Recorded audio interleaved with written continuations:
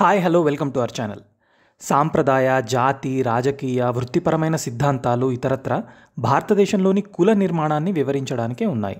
అసలు ఈ కుల వ్యవస్థ ఎలా వచ్చింది? సాంప్రదాయం ప్రకారం బ్రహ్మతల నుండి వచ్చిన వారిని బ్రాహ్మణులని సామాజిక నిర్మాణంలో అత్యున్నత స్థానాన్ని ఇచ్చారు. క్షత్రియులు లేదా యోధులు మరియు రాజులు అతని చేతుల నుండి ఉద్భవించారు. వ్యాపారులు లేదా వైశ్యులు అతని తొడల నుండి సృష్టించబడ్డారు. దిగువన బ్రహ్మ పాదం నుండి ఉద్భవించిన వారు శూద్రుడు. నోరు అనేది బోధించడం, నేర్చుకోవడం మొదలైన వాటికి, చేతులు రక్షణకు, తొడలు సాగు లేదా వాణిజ్యానికి, మరియు పాదాలు శరీర మద్దతును సూచిస్తాయి. కాబట్టి శూద్రుల లక్షణం అందరికీ సేవ చేయడం. 4 వర్ణాల మధ్య వివాహం చేసుకోవడం వల్ల తరువాత ఉపకులాలు ఏర్పడ్డాయి. సంస్కృతంలో కులం అనే పదం వర్ణం అంటే రంగు.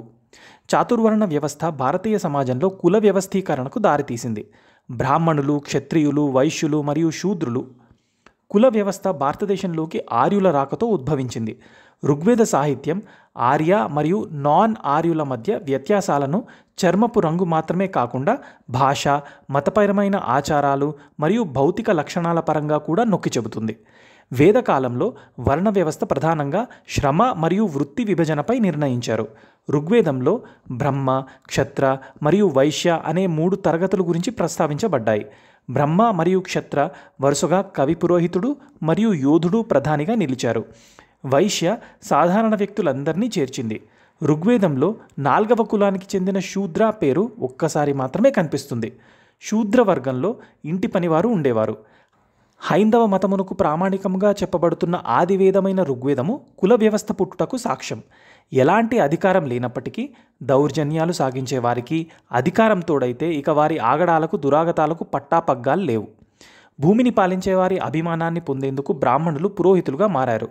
రాజుకి ఆధ్యాత్మికత అనే భావనను కూడా ప్రవేశపెట్టారు.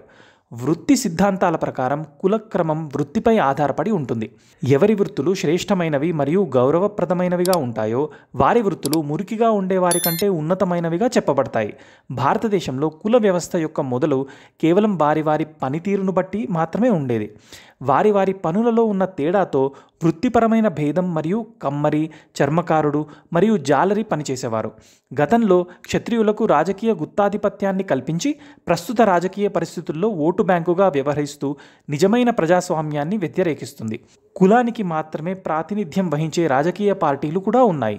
ఇది జాతీయ మరియు సామూహిక చైతన్యానికి అడ్డుగా నిలిచింది మరియు విచ్ఛిన్నమయ్యేదిగా నిరూపించబడింది. కుల సంఘర్షణలు రాజకీయాల్లో విస్తృతంగా ఉన్నాయి. ఉద్యోగాలు మరియు విద్యలో రిజర్వేషన్లు, కులాంతర వివాహాలు మొదలైనవి. ఉదాహరణకు జాబ్ మరియు చదువులో రిజర్వేషన్ కోసం డిమాండు, ఆందోళనలు ఇలాంటివన్నీ. ఒక వ్యక్తిని కుల నిబంధనలకు అనుకూలంగా బలవంతం చేయడం ద్వారా కుల వ్యవస్థ మార్పును వ్యతిరేకించడం ద్వారా ఆధునికీకరణ మార్గంలో నిలుస్తుంది. నేపాల్, పాకిస్తాన్ మరియు శ్రీలంక వంటి ఇతర దేశాలలో కుల వ్యవస్థ కనిపిస్తుంది. ఇండోనేషియా, చైనా, కొరియా, యెమెన్ మరియు ఆఫ్రికా, యూరోప్లోని కొన్ని దేశాలలో కూడా కుల వ్యవస్థలు కనిపిస్తాయి. భారతదేశం వెనకబడి ఉండడానికి కారణం కూడా కుల వ్యవస్థే. ఇప్పుడున్న రిజర్వేషన్ల వల్ల వారికి ఎటువంటి నాలెడ్జ్ లేకపోయినా ఉన్నత స్థాయి ఉద్యోగాలు, చదువులు అందుతున్నాయి. ఉదాహరణకు రిజర్వేషన్ వల్ల ఒక ఉపాధ్యాయుడు ఉద్యోగంలో నిలబడితే వారికి రాని పాఠాన్ని పిల్లలకేం బోధిస్తాడు? దానివలన భావితరం ఎంతో నష్టపోతుంది. కొన్ని రంగాలలో నాలెడ్జ్కి మాత్రమే ప్రాధాన్యత ఇవ్వడం వల్ల దేశం పురోగతిని సాధిస్తుంది. వైద్య రంగంలో కూడా రిజర్వేషన్ల వల్ల ప్రజల ప్రాణాలతో చెలగాటం ఆడుతున్నారు. ఇటువంటి కొన్ని రంగాలలో కేవలం నాలెడ్జ్కు మాత్రమే అవకాశం ఇస్తే దేశం ఎంతో అభివృద్ధి చెందుతుంది. కులం అనే గొప్ప విధానాన్ని మనం చాలా తప్పుగా అర్థం చేసుకుంటున్నాం. ఈనాటి కాలంలో కులం గురించి ఎన్ని గొడవలు, ఎన్ని అల్లర్లు. వేరే కులం వాడిని యువతి పెళ్లి చేసుకుంటే దారుణంగా చంపేస్తున్నారు. ఎందుకు ఇంత నీచాన్ని గొడగడుతున్నారు? కులం పేరు మీదుగా ఇన్ని ఘోరాల. కొన్ని రాష్ట్రాల్లో అయితే కుల రాజకీయం జరుగుతుంది. తమ కులం నాయకుడైతేనే ఓటు వేస్తానంటున్నారు. ఇది సరైనదా? అసలు కులం అనేది మంచికా, చెడుకా? దీనిని నిర్మూలిద్దామా, కొనసాగిద్దామా? మీ అభిప్రాయం ఏదైనా సరే కామెంట్ రూపంలో తెలియజేయండి. అలాగే మా ఛానల్ని లైక్ చేసి, షేర్ చేసి, సబ్స్క్రైబ్ చేయండి. Thank you.